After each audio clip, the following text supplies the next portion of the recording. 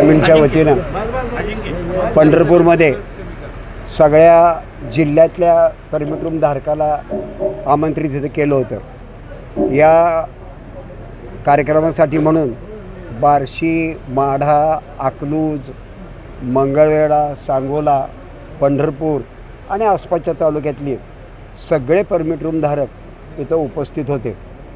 काही लोक त्यांच्या वैयक्तिक कारणामुळे येऊ शकले नाहीत, पण त्यांनी फोनवरून आम्हाला सगळ्याला पाठिंबा दिला आणि तुम्ही जो ठराव करचाल त्यालाही आमचा पाठिंबा असेल असंही त्यांनी फोनवरून आम्हाला आश्वासन दिलं आहे।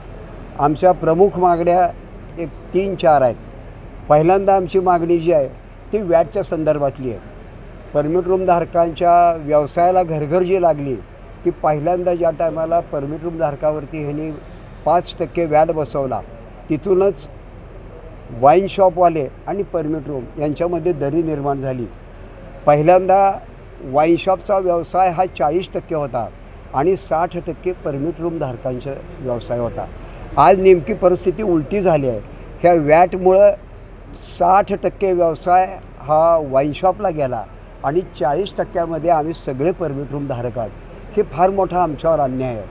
परमिट रूम धारकावरती निरनिराळे टॅक्स आहेत आणि निरनिराळे त्यांच्यावरती बंधन आहेत। या सगळ्यातून आता बाहेर पडणं आम्हाला अवघड व्हायला लागले। आता आमच्या प्रत्येकाची ही पोटतिडीक आहे। ज्या टायमाला माणसाला काटा खरंच रुततो त्या टायमाला ज्या वेदना होत आहेत त्या नैसर्गिक आहेत, तशा आमच्या ह्या सगळ्या नैसर्गिक वेदना आहेत आणि आपल्या माध्यमातून त्या आम्ही शासनाच्या दरबारी मांडू इच्छितो। काय मागण्या आहेत आमच्या? एकतर व्याट तुम्ही पूर्ण कमी करा। ते तुम्ही कशात ॲड करायचा, काय करायचं, तुमच्याकडं 5-5 आकडे पगार घेणारे सचिव आहेत, त्यांची डोकेफोडी करायला लावा ना। तुम्ही काय करावं हे आम्ही सांगायला कशाला पाहिजे? आमचं जे दुकडं आहे सरकार आहे ना, तुम्ही मग सरकार जनतेला जगवायला आहे का जनतेला मारायला आहे? बरं, लायसन्स तुम्हीच दिलं सगळ्या आणि ती तुम्ही जाहिरात देऊन दिलं आहे। आम्ही तुमच्याकडे अर्ज करायला आलो नव्हतो, याची जाण सरकारनं ठेवायला पाहिजे। आणि दुसरी भानगड अशी आहे की हे जे अवैध धंदे जे सगळे चालू आहेत ते सगळे बंद व्हायला पाहिजे। प्रत्येक एकही परमिट रूम असं नाही की ज्याच्या आसपासच्या शेजारच्या भागामध्ये अवैध व्यवसाय दारू विकला जात नाही, ते सगळं बंद व्हायला पाहिजे। आणि सगळ्यात महत्त्वाची जर गोष्ट काय असेल, हा जो तुम्ही आमच्यावर सातत्याने अन्याय करताय, आता सुप्रीम कोर्टानं मध्ये एक निर्णय दिला की 500 मीटरच्या आतमध्ये कुठलंही वाईन शॉप परमिट रूम चालवायचं नाही। त्याच्यानंतर तोच निर्णय सुप्रीमनं माघारी घेतला। चला ठीक आहे, आदरणीय सुप्रीम कोर्टाच्या निर्णयाबद्दल मला काय बोलायचं नाही, पण आता विषय असा येतो की सुप्रीम कोर्टाच्या आदेशानं ज्यांचे परमिट रूम बंद झाले, आम्ही त्या टायमाला लायसन्स फी तर भरलेली होती, मग ती लायसन्स फी जो तो आमचा कालावधीमधला गेला तो तुम्ही वाढवून द्यायला पाहिजे होता, तोही दिला नाही। आमची संघटना काय कोर्टात गेली वाटतं, पण त्याचाही काय निर्णय झाला नाही। दुसरं आमच्यावर संकट आलं कोविडचं, जे संपूर्ण देशावरती आलं होतं। आता कोविडमध्ये जे परमिट रूम बंद होते त्याची लायसन्स फी आम्ही भरलेली होती, ती तुम्ही काय कमी केली नाही आणि तोही कालावधी तुम्ही आम्हाला वाढवून दिला नाही।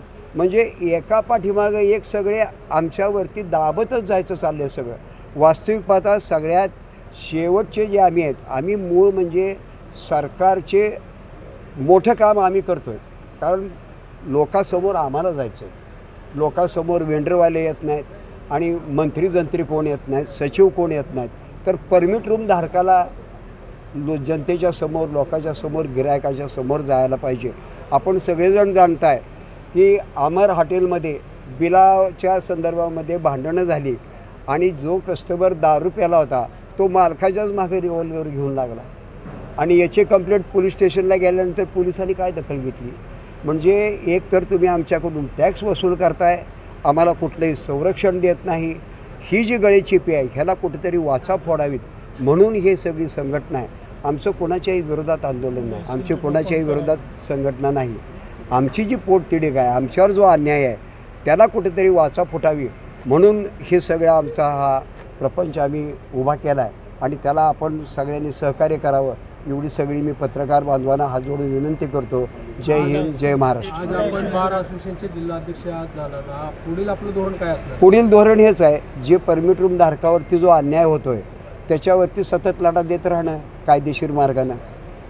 जो आमच्यावर अन्याय झाला आत्तापर्यंत ठीक आहे ना, पण आता इथून पुढं सोसणं जाणं शक्य नाही। त्याच्यामुळं परमिट रूम धारकासाठी कायदेशीर लढा हा कायम चालूच राहील.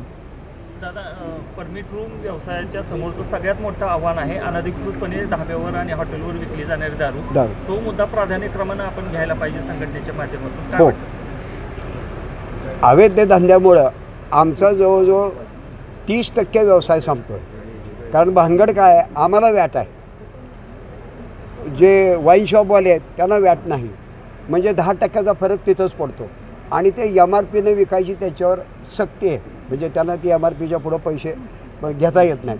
हे 2 नंबरवाले काय करतायत, त्यांच्याकडून माल आणते त्यांना आमच्यासमोरच. आम्ही जर समजा 150ला विकत असलो तर ते आमच्यासमोर 130ला 110ला 120ला विकत आहेत. त्याच्यामुळं आमच्या गिऱ्हाईकावर फार मोठा परिणाम होतो. ही झाली एक बाजू.